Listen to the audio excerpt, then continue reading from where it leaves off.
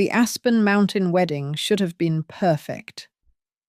I stood in the shadows, folding napkins in my 61-year-old hands, when my own daughter pointed at me in front of hundreds of guests.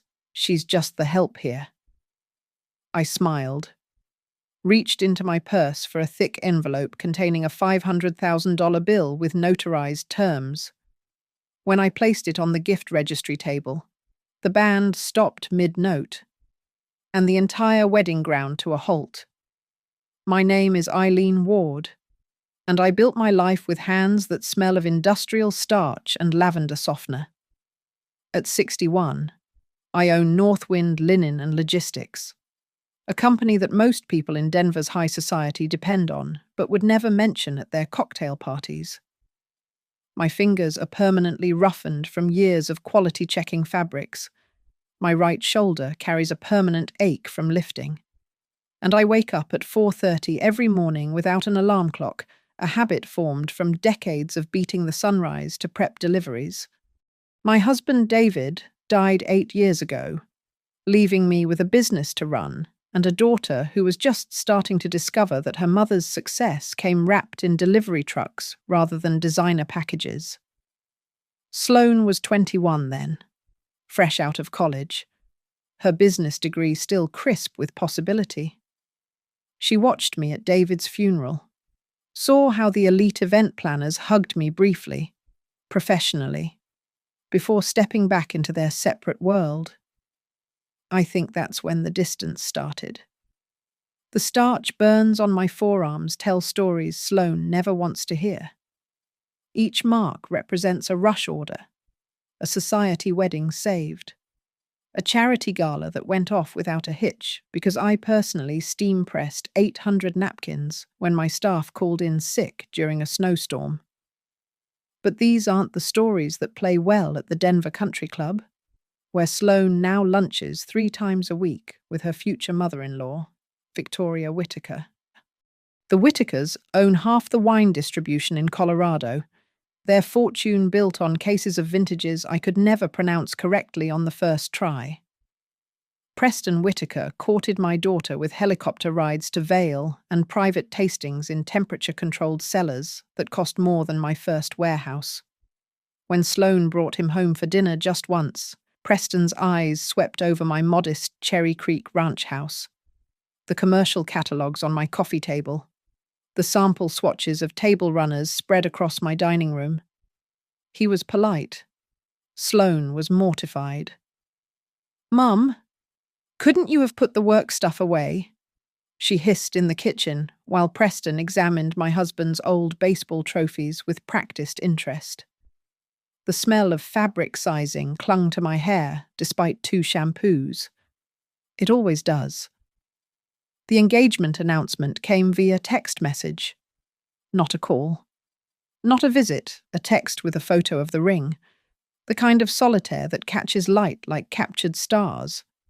I learned about the wedding venue from Instagram's Silver Basin Lodge in Aspen, where the altitude makes every breath cost money, and the service staff wear uniforms that cost more than my employees make in a week.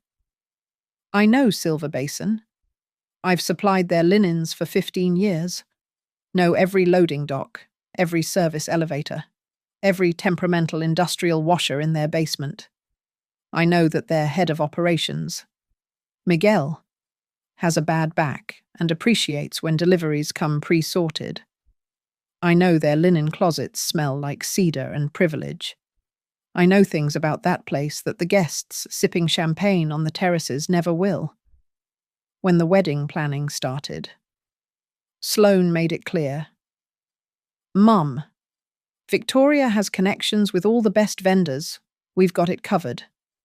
But Colorado's mountain logistics are brutal in ways that connections can't smooth over. Late spring snowstorms, roads that close without warning, delivery trucks that jackknife on black ice. I've spent 20 years learning which suppliers keep emergency stock, which drivers know the back routes, which union contracts allow for weather delays without penalties. So I watched from the edges as Sloane and Victoria planned a destination wedding for 300 guests in May. prime time for Aspen's last gasps of winter weather. I watched them change the flour order 4 times, each iteration requiring refrigerated transport up mountain passes. I watched them book vendors who I knew had burned through their reliable staff, who would scramble for day hires when the time came. "You worry too much, Mum," Sloane said during one of our increasingly rare coffee dates. She'd started having them at places I had to Google, where the baristas created foam art and the clientele wore yoga clothes that had never seen actual sweat. Preston's family has done dozens of events like this. I stirred my $8 latte and didn't mention that I'd been handling the Whitaker's winery event linens for 5 years, that Victoria consistently ordered 40% more than needed, then complained about the overage charges, that their last event manager had called me at 11:45 at night, crying, because Victoria had decided the napkins were too crisp and wanted them all repressed with less starch an hour before service. My daughter was disappearing into a world that saw my life's work as something shameful, something to hide like a stubborn stain. But I kept showing up, kept my mouth shut, kept folding the napkins of my own erasure with hands that had built something from nothing, that had turned industrial washing into an art form that nobody wanted to acknowledge as art. The smell of fresh lavender and bleach still clings to my clothes. I've stopped trying to wash it away. The wedding budget started at $200,000 and climbed like the altitude to Aspen. Victoria Whitaker orchestrated the inflation with the precision of a conductor demanding crescendo after crescendo. "We simply must have the helicopter flower drop," she declared during a planning session I wasn't invited to, but heard about through Miguel at Silver Basin. "The Vanderbilts did it in Jackson Hole. We'll do it better." Each enhancement triggered a cascade of hidden costs that only someone in my business would recognize. Helicopter landings at Silver Basin required special permits, landing crew, insurance riders. The flower drop meant hiring botanical specialists to ensure the blooms would survive the altitude and temperature shock. The cold sparklers. Victoria insisted on a pyrotechnic effect that wouldn't trigger fire sensors required specialized technicians from Denver, weather monitoring equipment, and backup systems in case of wind shifts. Preston deferred to his mother with practiced ease. "Whatever makes you happy, darling," became his refrain whenever Sloane questioned an expense. But the bills had to land somewhere, and increasingly, they landed on my desk. It started small. A vendor would call me directly, knowing my reputation, asking if I could guarantee payment for rush delivery. "Your daughter's wedding," they'd say, as if that explained everything. My credit, built over 20 years of never missing a payment, became the invisible foundation holding up their castle in the sky. The venue required sequential deposits, each one triggered by another small change to the plan. Victoria wanted imported orchids that meant climate-controlled transport. The menu shifted from Colorado lamb to Wagyu beef. New equipment rentals for proper preparation. The champagne switched from Perrier-Jouet to Dom Pérignon. Additional security for the wine storage? I started keeping a spreadsheet, documenting every cost that somehow found its way to me.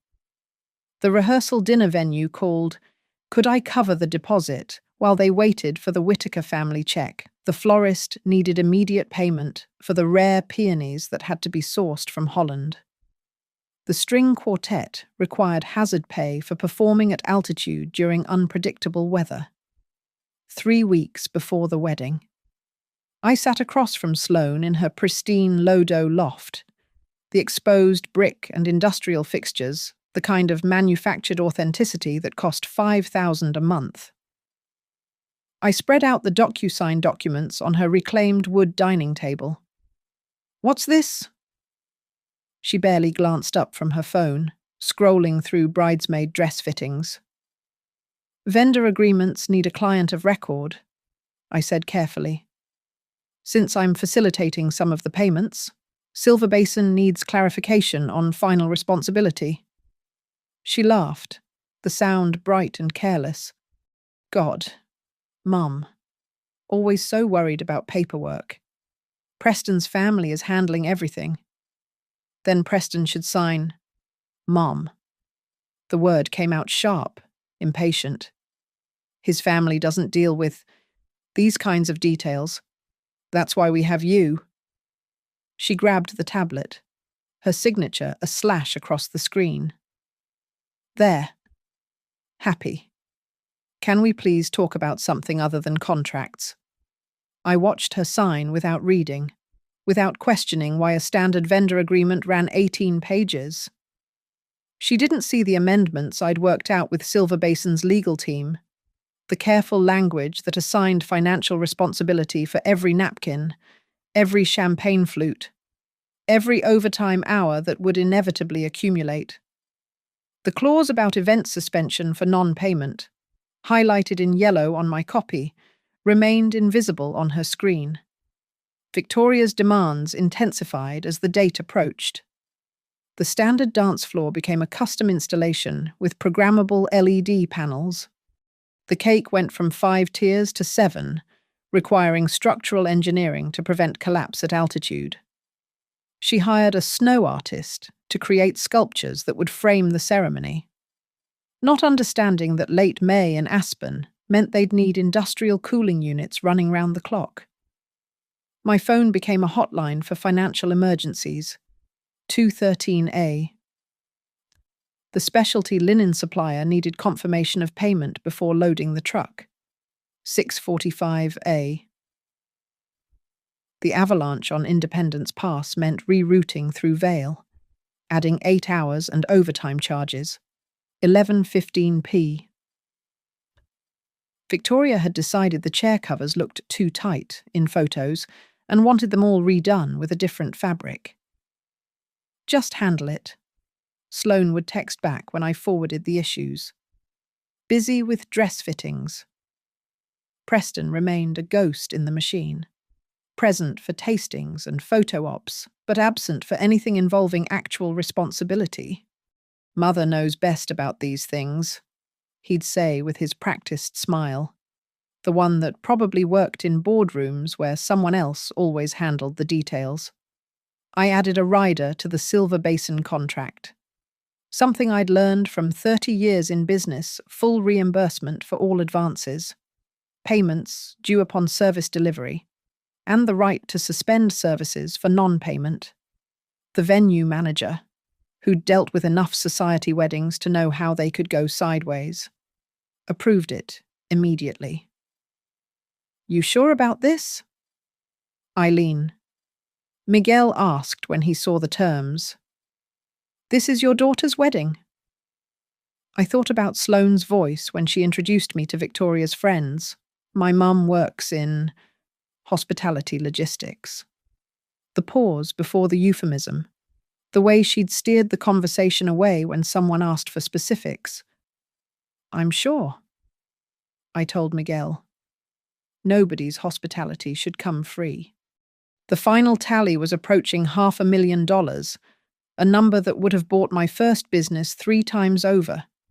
And still, the requests kept coming, each one more elaborate, more expensive, more impossible than the last. The red flags started multiplying like wine stains on white linen. 10 days before the wedding. Sloane forwarded me a message from Victoria with the casual cruelty of someone delegating garbage disposal. Mother Whittaker wants Italian lace overlays for all tables, the ones from that estate in Tuscany she mentioned. Can you source?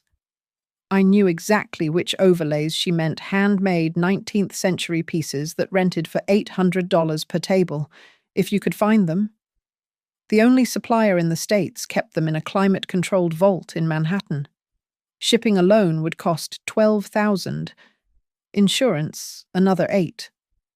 I had them overnighted anyway, charging it to my business card while saving every receipt, every email, every timestamp. My team started calling me at all hours. Roberto, my night shift supervisor, sounded exhausted. Mrs. Ward.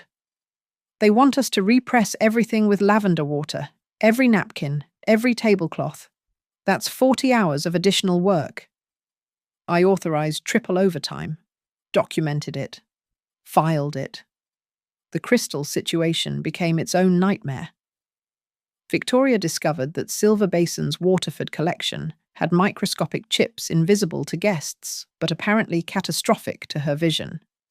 She demanded replacements from a private collector in Denver. I spent 6 hours on a Sunday negotiating with a man who spoke about champagne flutes like they were Rembrandts. When he finally agreed to rent them, the contract included $1 million liability clause that somehow, mysteriously, required my signature as the responsible party. Just sign it. Mum, Sloane said over FaceTime while getting her nails done. It's not like we're going to break them. But I'd already received the incident report from Silver Basin about the destroyed antique chandelier in the auxiliary ballroom. During the rehearsal setup, Preston's groomsman had popped champagne, sending a cork directly into the 300-year-old Venetian glass.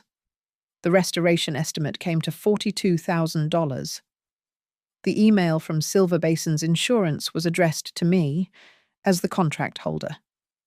I started sleeping with my phone under my pillow, waking to demands that grew progressively more unhinged. Victoria wanted the entrance heated to exactly 72 degrees, which meant installing temporary heating units that wouldn't interfere with the aesthetic. The snow artist needed additional generators when the first set couldn't maintain the proper temperature for the sculptures. The orchids began dying in the altitude. The replacement order cost triple due to the rush.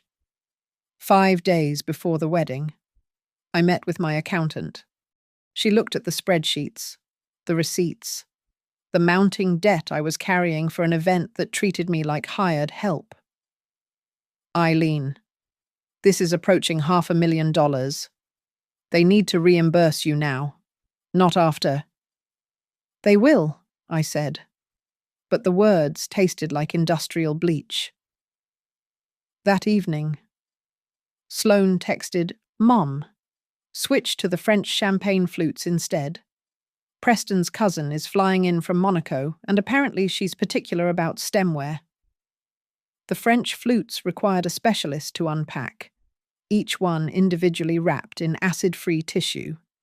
The rental company demanded full payment upfront $32,000 for 300 glasses we'd use for exactly 4 hours. I paid it. Then I did something else. I called my lawyer. "I need every payment documented," I told him.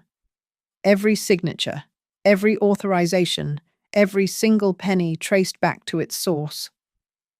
"This is your daughter's wedding," he said carefully. "No," I corrected. "This is a business transaction, where I'm the only one treating it like business."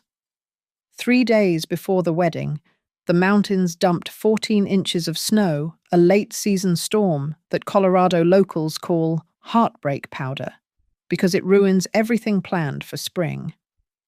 Every vendor started calling with updates that meant one thing: more money.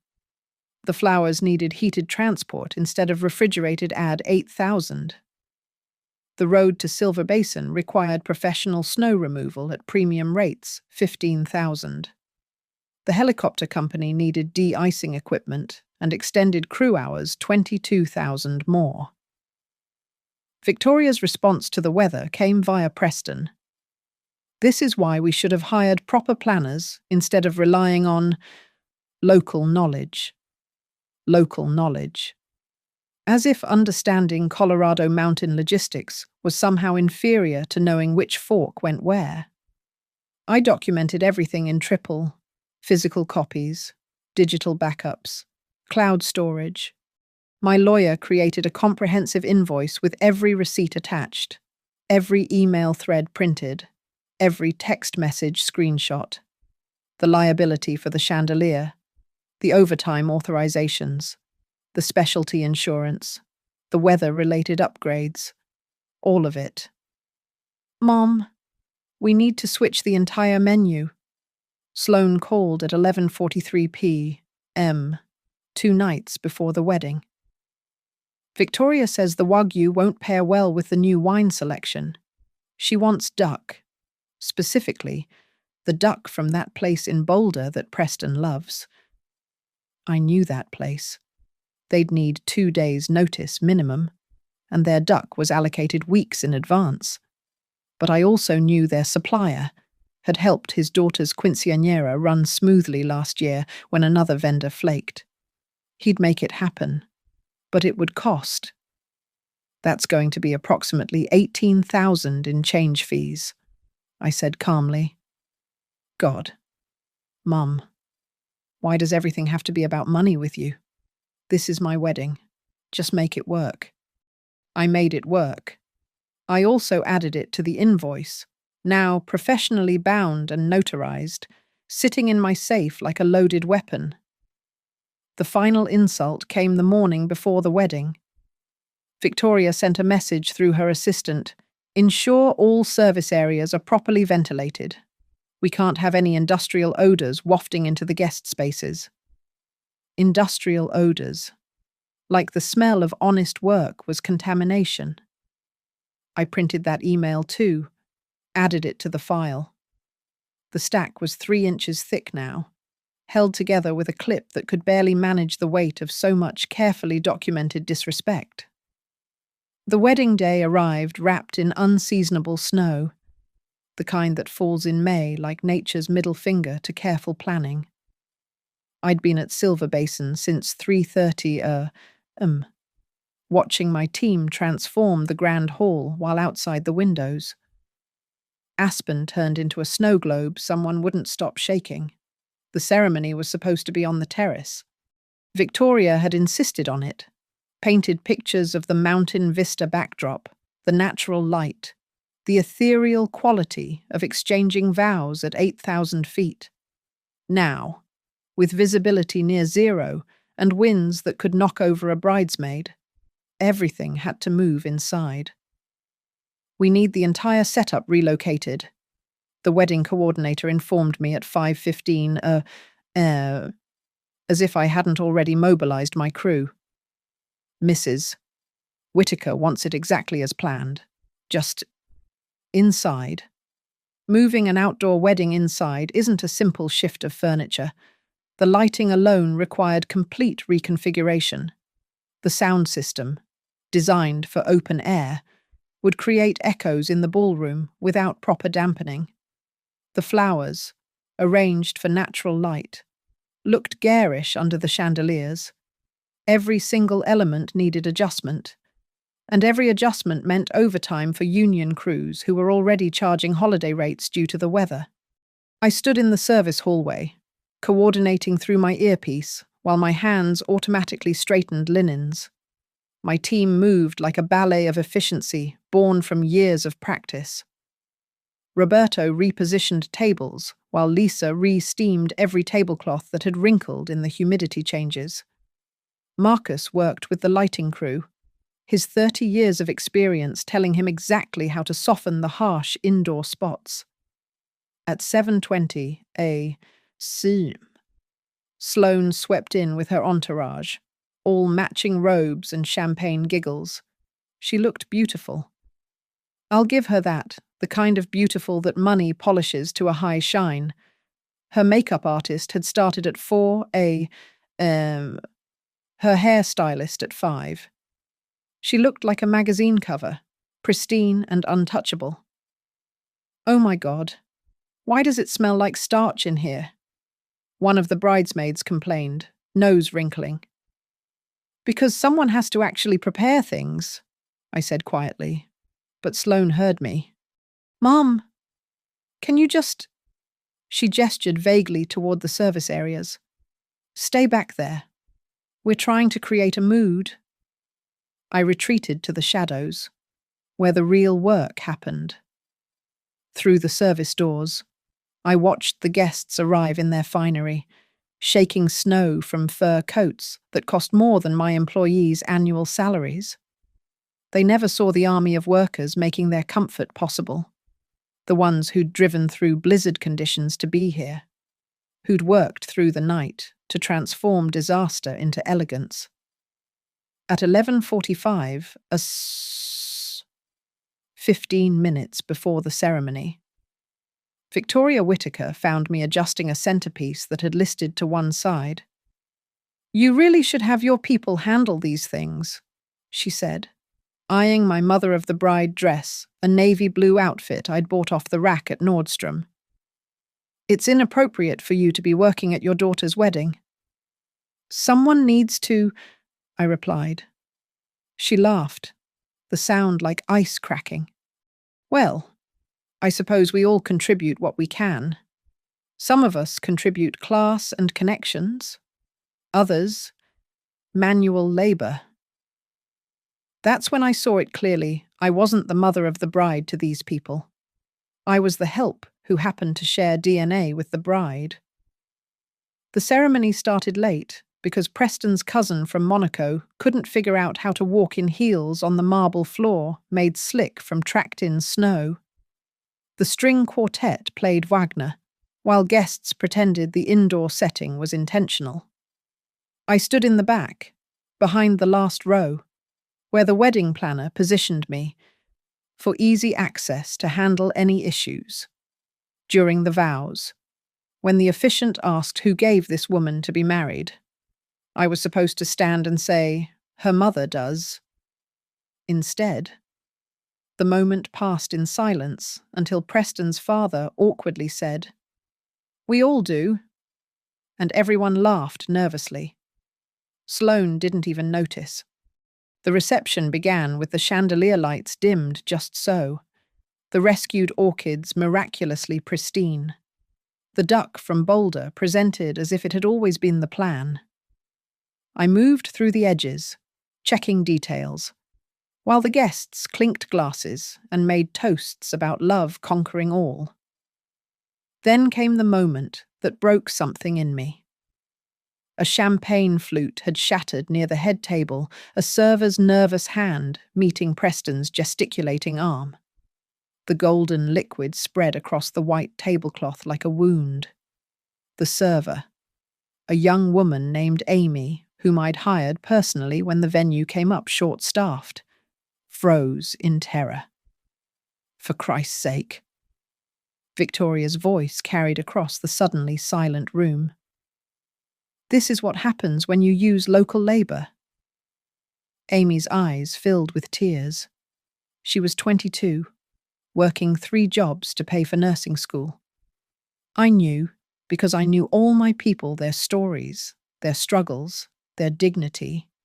I stepped forward from my shadow, picked up a napkin, and began dabbing the stain. The movement was automatic, practiced, professional.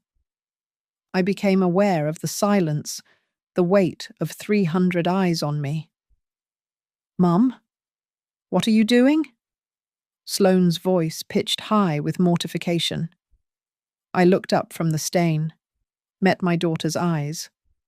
She stood there in her $40,000 dress, surrounded by people who thought my life's work was something shameful. And I saw myself reflected in her expression not as her mother, but as an embarrassment. "Someone has to clean this up," I said. "That's what the help is for," Sloane said, the words falling out sharp and clear. Then, louder, playing to her audience. "She's supposed to be a guest, but she just can't help herself. You can take the woman out of the service industry." She trailed off with a laugh that invited others to join. The laughter that rippled through the crowd sounded like breaking glass. Preston raised his champagne. "To mothers-in-law who know their place." More laughter. Victoria added, "At least she's properly dressed for it." The laughter crescendoed. I straightened up, still holding the stained napkin. In the chandelier light, I caught my reflection in the mirror behind the head table, a 61-year-old woman in a department store dress, hands reddened from work, standing among people who saw her as nothing more than the help who'd gotten above her station by giving birth to someone who'd married up. "You're right," I said, my voice carrying in the crystal acoustics of the grand hall. "I am the help. I'm the help who paid for all of this." The laughter stopped like someone had cut the power. The silence stretched like spilled wine across white linen. I set down the stained napkin with deliberate precision, pulled my phone from my clutch, and typed a single message into our crew's communication system, "Activate Clause 14B." Roberto's voice crackled through my earpiece within seconds, confirming activation, standing by. I walked to the gift table with the measured steps of someone who'd spent 30 years navigating service corridors and grand ballrooms with equal authority. My heels clicked against the marble, each step a punctuation mark in the silence. The leather portfolio in my hands weighed exactly 3 pounds. 4 ounces I'd weighed it that morning, wanting to know the exact weight of vindication. Behind me, whispers started like spot fires. "What is she doing? This is bizarre. Someone should stop her." But nobody moved. Power, I'd learned, wasn't always about money or connections. Sometimes it was about knowing exactly what needed to happen next, while everyone else stood frozen in their assumptions. I placed the portfolio on the gift table, the heavy thud drawing every eye. The embossed seal of the Colorado Notary Public caught the light. My fingers, steady despite everything, opened the brass clasps with clicks that echoed through the grand hall. "Eileen," Sloane's voice behind me, uncertain now. "What are you doing?" I didn't turn around. Instead, I pulled out the first document, the itemized invoice, printed on heavyweight paper with my company letterhead.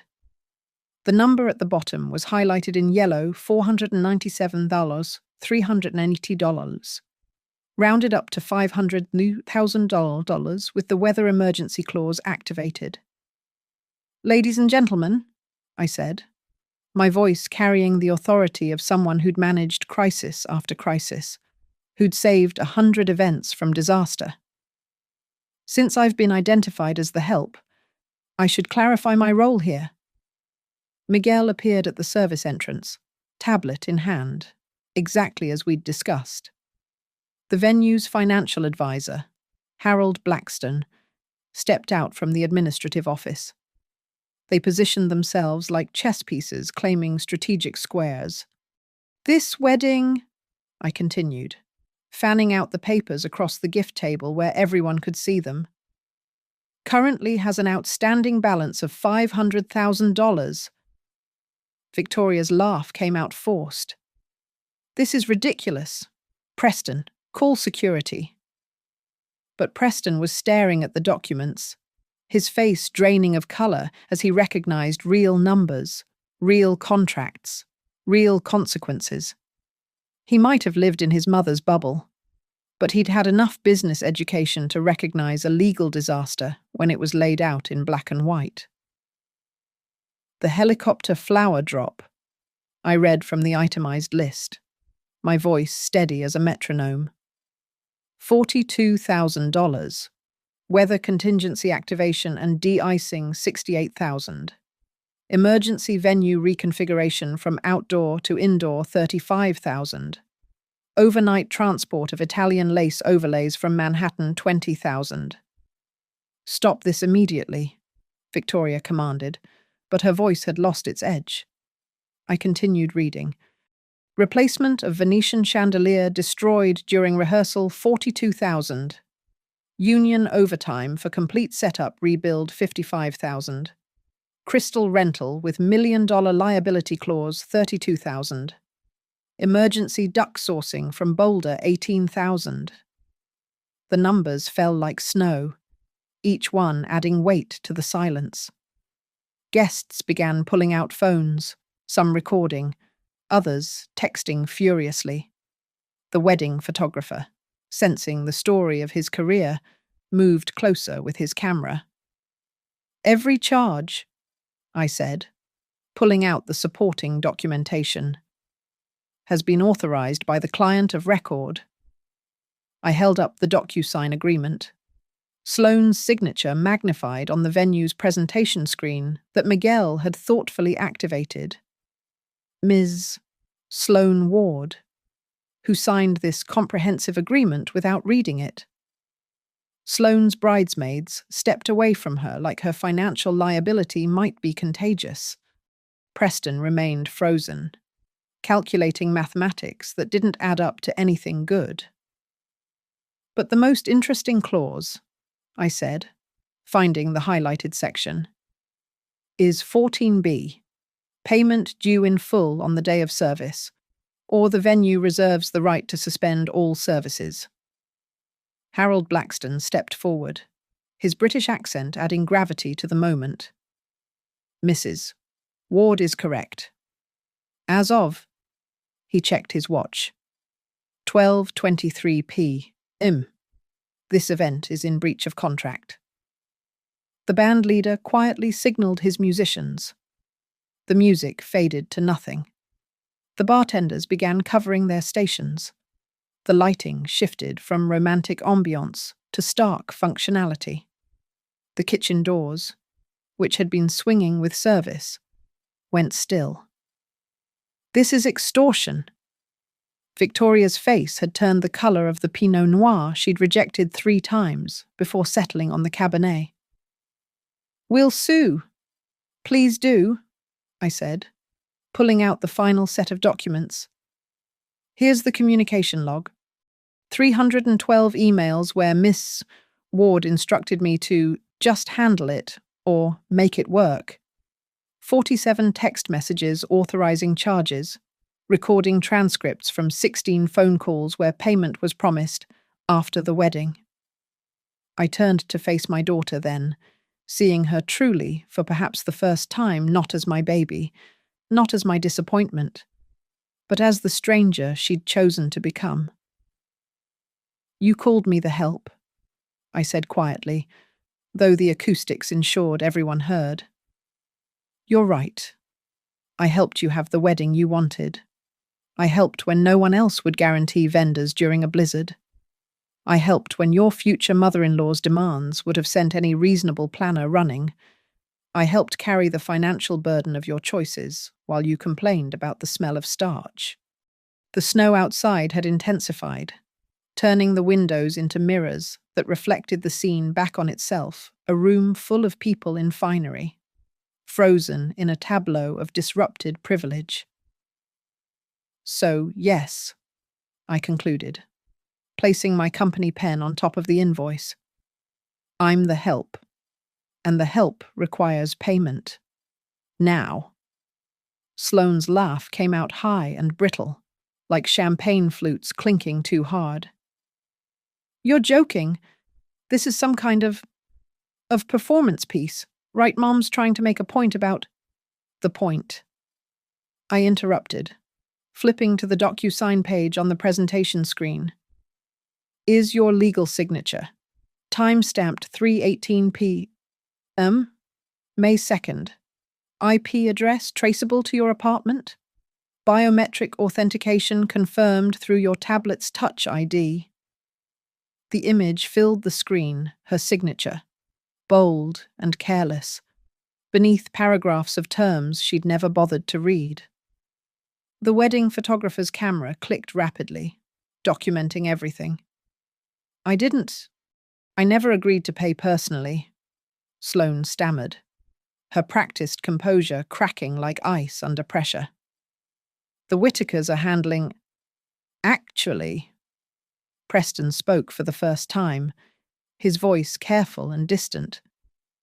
"Mother made it clear we were only covering the venue base rate and catering. Everything else was your family's contribution." The words hung between them like a banner. Sloane turned to him, her face a study in betrayal. Preston, we discussed.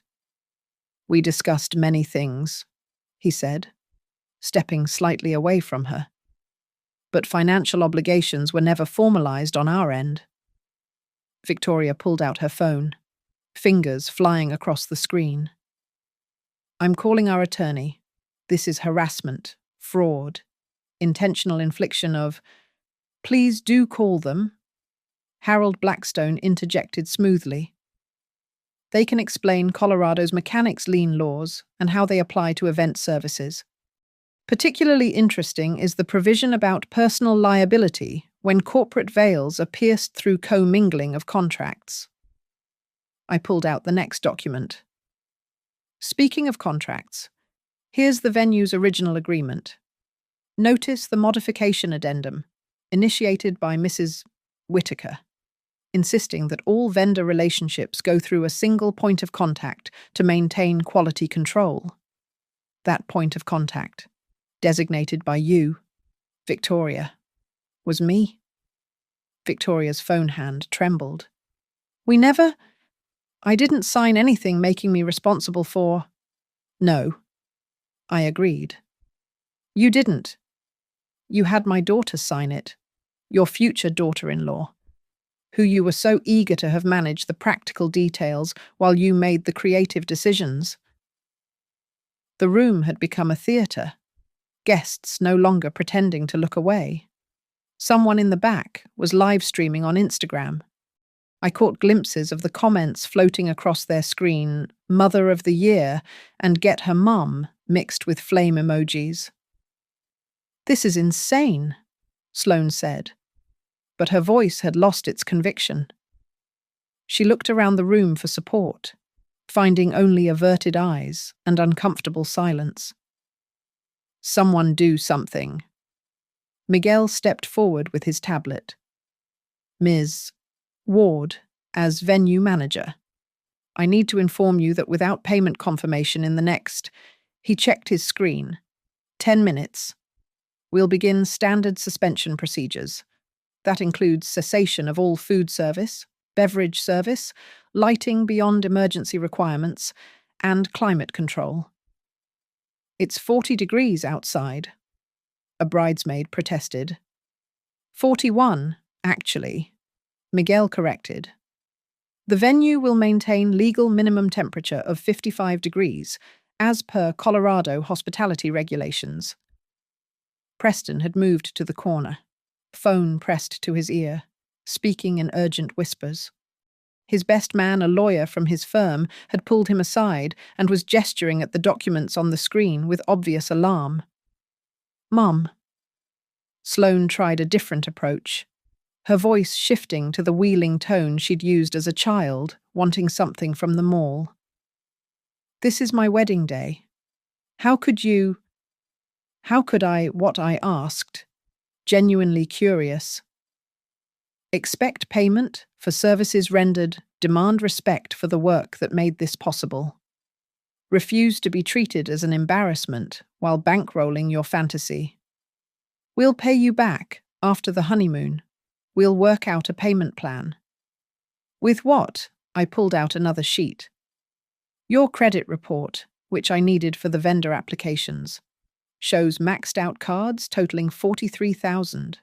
Your savings account, according to the bank verification required for the venue, has $1,200. Preston's trust fund. As Victoria made clear in her email, dated April 19th, won't be accessible until he's 35.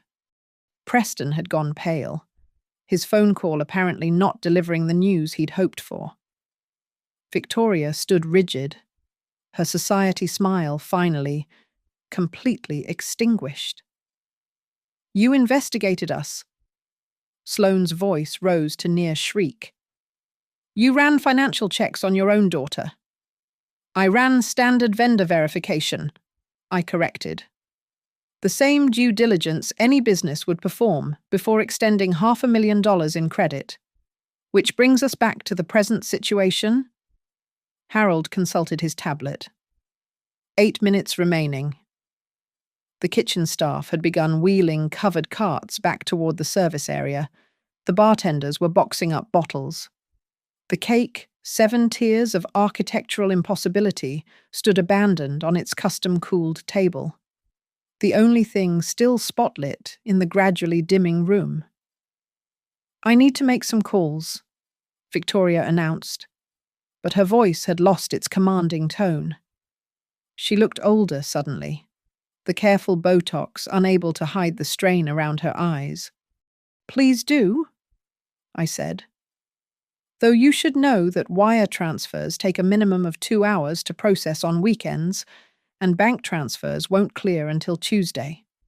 The only acceptable immediate payment is a cashier's check or cash." 500,000 in cash.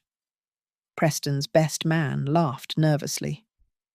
"Who has that kind of liquid capital available on a Saturday afternoon?" "Exactly," I said, looking directly at Sloane.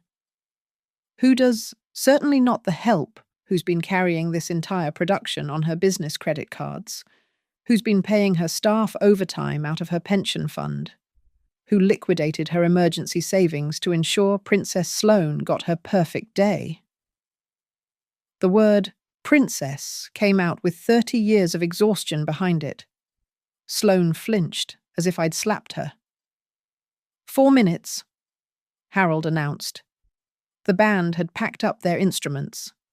The servers stood in a line by the kitchen, waiting for the final word.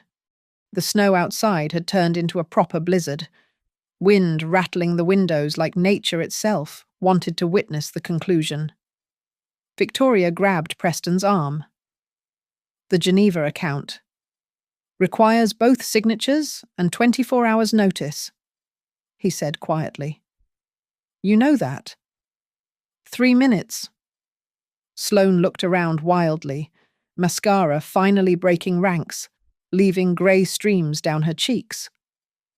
"This is my wedding. You can't destroy my wedding." "I'm not destroying anything," I said, picking up my pen, holding it out to her. "I'm requiring payment for services rendered. Sign the promissory note, acknowledge the debt, and the celebration continues." "What does that mean?" "Acknowledge the debt." Harold cleared his throat. "It means you accept personal financial responsibility for the full amount, with standard collection remedies available, including wage garnishment, asset seizure, and credit reporting." 1 minute, Miguel announced, hand poised over his tablet. The room held its breath. 300 guests, staff of 50, all waiting to see if the princess would sign her name to the cost of her own fairy tale. The pen lay between us like a drawn sword. Sterling silver, engraved with my company name, the business I'd built while Sloane was learning to walk, grew while she went to private schools, sacrificed for when she needed college tuition. Now it would write the ending to her fairy tale. 30 seconds, Miguel announced, his finger hovering over the screen. I could hear Sloane's breathing, rapid and shallow, the same pattern from when she was 8 and had broken my mother's antique vase, trying to decide whether to confess or hide the pieces. But she wasn't 8 anymore, and these weren't scattered ceramic fragments that could be glued back together.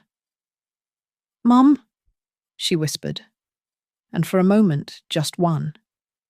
I heard my daughter again, not the stranger she'd become. "Please, not today. Not like this."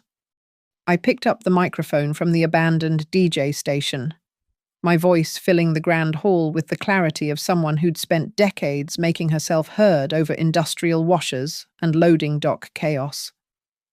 "You called me the MAID," I said, each word precise as folded corners. "The help." Said it in front of 300 people like it was a punchline, like the work these hands have done was something shameful. I held up my hands, letting everyone see the calluses, the burn marks, the permanently reddened knuckles. These hands built a business that employs 40 people. These hands saved your wedding when 3 vendors pulled out during the storm. These hands signed every check that made this fantasy possible. The microphone picked up everything: the whistle of wind outside, the nervous shuffle of feet, Preston's mother's labored breathing. But here's what you never understood, Sloane. When you call someone the help, you better make sure you don't need their help anymore. 10 seconds, Miguel said. I set down the microphone and pulled out my phone, opening the voice memo app. For the record, I'm offering Ms. Sloane Ward the opportunity to acknowledge the debt and continue her wedding celebration. All she has to do is sign. 5 seconds. Sloane's hand moved toward the pen like it weighed 1,000 pounds. Her fingers brushed the silver surface. 4. She looked at Preston. He was studying his shoes with the intensity of someone memorizing the leather grain. 3. Victoria stepped forward. Sign it, you fool. 2. Sloane's hand closed around the pen. The room inhaled collectively. 1. She lifted it from the table, her signature hand trembling, the same hand that had signed the original contract without reading, that had worn the engagement ring without questioning its price, that had pointed at me and designated me as mere help. Time, Miguel announced. But Sloane was already moving, the pen scratching across paper with desperate urgency. Her signature, the same careless scrawl from the DocuSign, spread across the promissory note like spilled ink. Done, she cried, throwing the pen down. There, are you satisfied I signed your fucking paper? The profanity cracked through the hall like a whip. Several elderly guests gasped. Preston's grandmother clutched her pearls with actual, not metaphorical, horror. I picked up the document, examining it carefully. Harold produced a notary stamp from his briefcase, applying it with the practiced efficiency of someone who'd witnessed many desperate signatures. Ms. Ward, Harold said formally, you've just acknowledged a personal debt of $500,000 to Northwind Linen and Logistics, payable in full within 30 days. With a penalty interest rate of 18% per annum thereafter. 30 days, Sloane's voice broke. How am I supposed to? That's not my problem, I said, sliding the signed document into the portfolio. Just like the smell of starch, the sight of work trucks, and the embarrassment of having a mother in trade, none of those were your problems. I turned to Miguel. Mr. Restrepo. The signature is valid. The debt is acknowledged. However, there's still the matter of immediate payment to resume services. Mum? I signed. You said if I signed. I said the celebration continues if you sign and the debt is acknowledged. The debt is now acknowledged. But the venue still requires immediate payment to resume service. That's their policy, not mine. It was Victoria who broke first, her carefully constructed composure finally crumbling like week-old meringue. This is extortion blackmail. I'll have you arrested. For what? I asked calmly. Requiring payment for services, enforcing a legal contract. Being the help who helped herself to basic dignity. The room had become a pressure cooker of tension. Guests were openly recording now, social media lighting up with real-time updates. Someone had started a Twitter thread, Wedding of the Century becomes divorce from reality. It already had 10,000 retweets.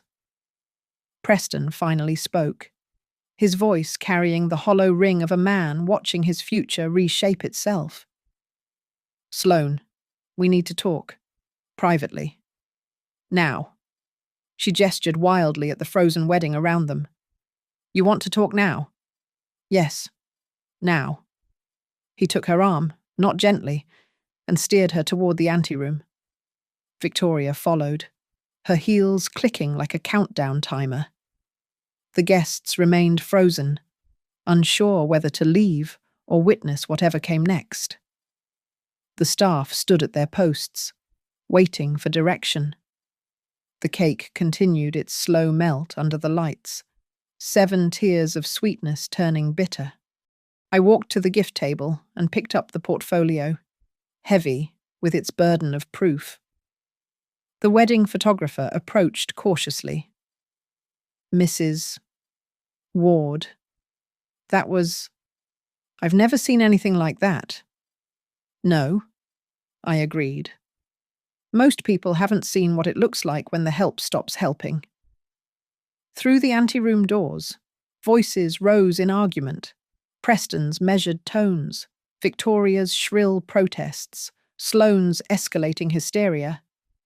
The math was simple now, a debt acknowledged, a payment impossible, a marriage starting with 500,000 reasons to fail. I pulled out my phone and texted Roberto, "Begin loading out, full crew, standard rates plus storm bonus, we're done here." My team materialized from the service areas, efficient as always, beginning the process of reclaiming what was ours, the linens, the overlays, the special touches that had transformed this space. Within minutes, the fairy tale began disappearing, revealing the cold, bare bones beneath. "Mrs. Ward," Miguel said quietly, appearing at my elbow. "The venue needs a decision. We can offer a 15-minute grace period for payment. But after that,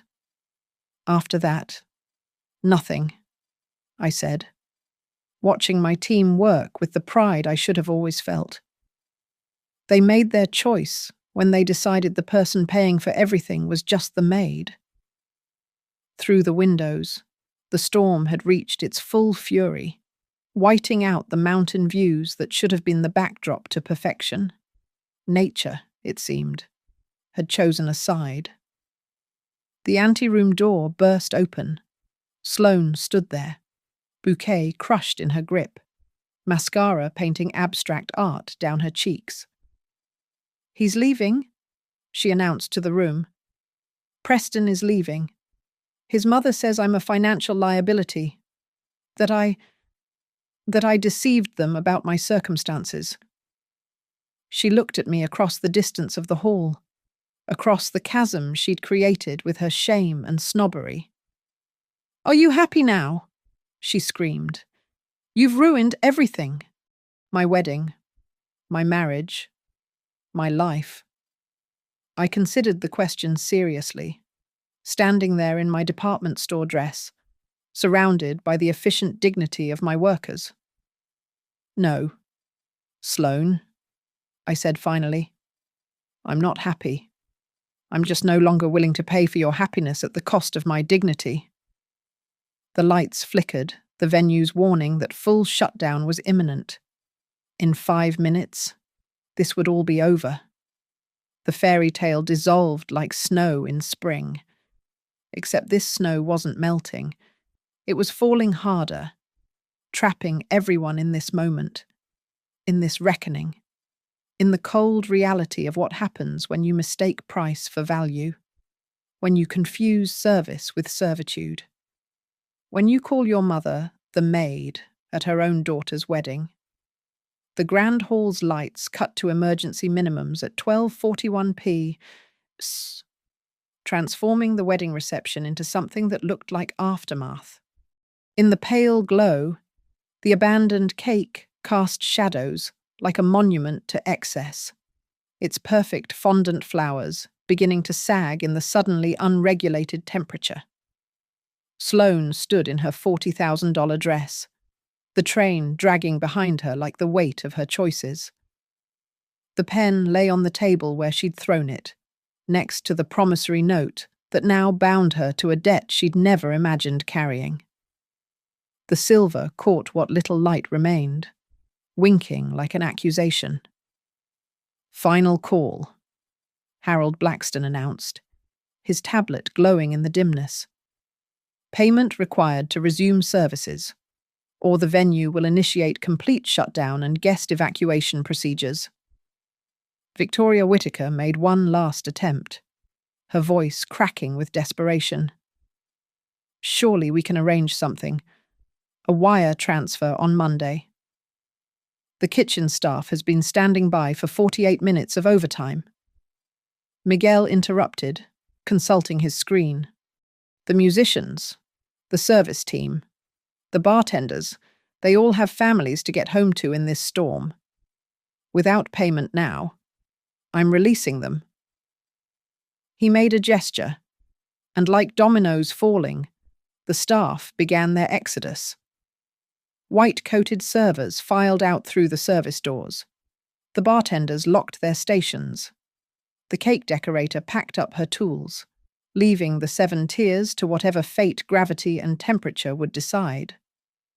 I walked to the center of the room, my footsteps echoing in the growing emptiness.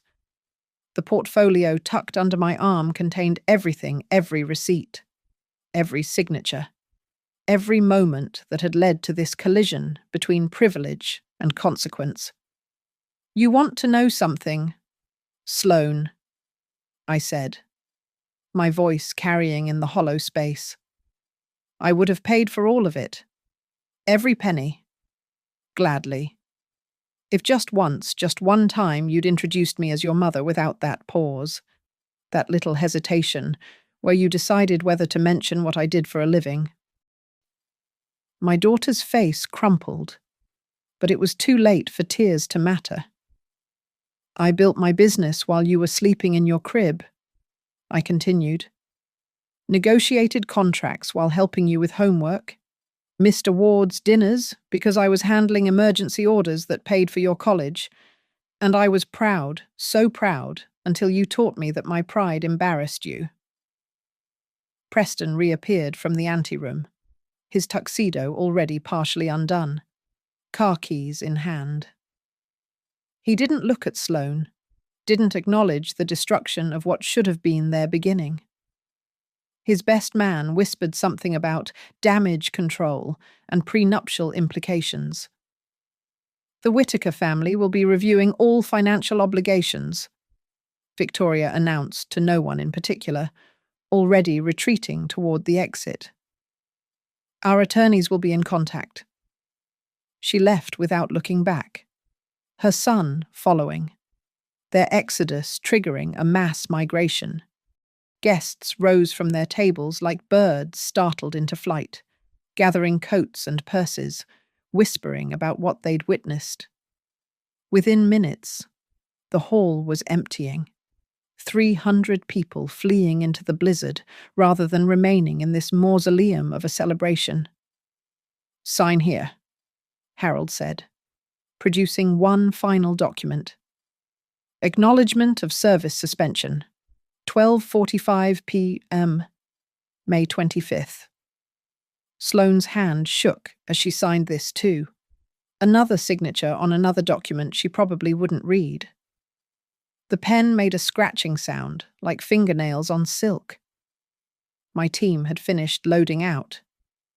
Roberto approached with the final inventory. Everything accounted for, everything reclaimed.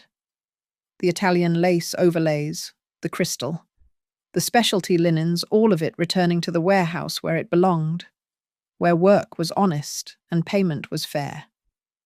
Mrs. Ward, he said quietly. The trucks are loaded. Roads are getting worse. We should go.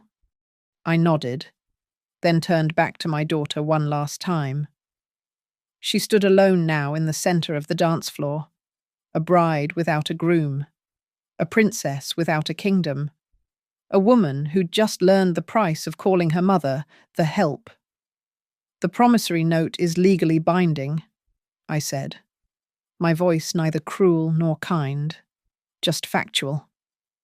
30 days to pay in full, or I'll pursue standard collection procedures. That includes reporting to credit agencies, potential wage garnishment, and if necessary, bankruptcy proceedings. You'd do that? Her voice came out small, disbelieving. To your own daughter. You did this, I corrected. To your own mother? Every time you were ashamed of where the money came from. Every time you lied about what I did. Every time you treated my work like it was beneath you while spending what it earned. I pulled on my coat. The practical wool one that had seen me through 20 Colorado winters, through early morning deliveries and late-night emergency calls. It smelled like lavender detergent and honest work. Mom, Sloane called as I reached the door. Mum, please. What am I supposed to do? I stopped, considering. Through the windows, I could see my team's trucks pulling out, heading down the mountain in careful formation. Drivers who knew how to navigate treacherous conditions because they'd been doing it for years, unnoticed and unappreciated. You could try working, I said without turning around. I hear there's dignity in it, though apparently that's something only the help would know. The door closed behind me with a solid thud that echoed through the hall. The sound had finality to it, not just the end of a wedding, but the end of an illusion, the end of my willingness to subsidize someone else's shame about my life's work. Outside, the snow fell in sheets, transforming the world into something clean and blank, ready to be written on again. I climbed into my truck. Yes, a truck. Practical and paid for. Nothing to be ashamed of, and started the engine. As I drove down the mountain, following my team through the storm, I thought about the portfolio on the seat beside me. $500,000 in acknowledged debt, signed and notarized. I could forgive it. Tear it up. Let Sloane start her marriage free and clear. Or I could hold her to it. Make her understand that every dollar represented a choice, a sacrifice. A moment when I'd put her comfort above my own dignity. The windshield wipers beat a rhythm against the snow. In the rearview mirror, Silver Basin Lodge disappeared into the white, taking with it the fairy tale that had cost so much and meant so little. My phone buzzed with messages, vendors confirming receipt of payments, staff thanking me for the storm bonuses, clients asking if I could handle their upcoming events. The real world, where work had value and people paid their debts. Sloane's debt would come due in 30 days. Whether she'd pay it in money or in understanding remained to be seen. But one thing was certain, she'd never again call anyone just the help, without remembering the day the help stopped helping. The notary seal on that promissory note wasn't just witnessed by Harold Blackstone. It was witnessed by 300 guests, a full service staff, and the unforgiving mountains of Colorado. It was witnessed by everyone who'd heard her call her mother the MAID and lived to see the bill come due. The snow kept falling, covering tracks, covering mistakes, covering everything except the truth written in ink and signed under pressure that respect. Unlike debt, can't be bought, borrowed, or negotiated.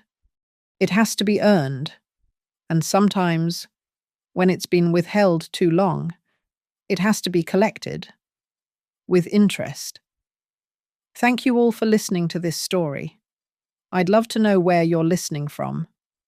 Drop a comment and let's connect if this story resonated with you. Please subscribe to the channel and share your thoughts below. What would you have done in Eileen's position? Let me know in the comments.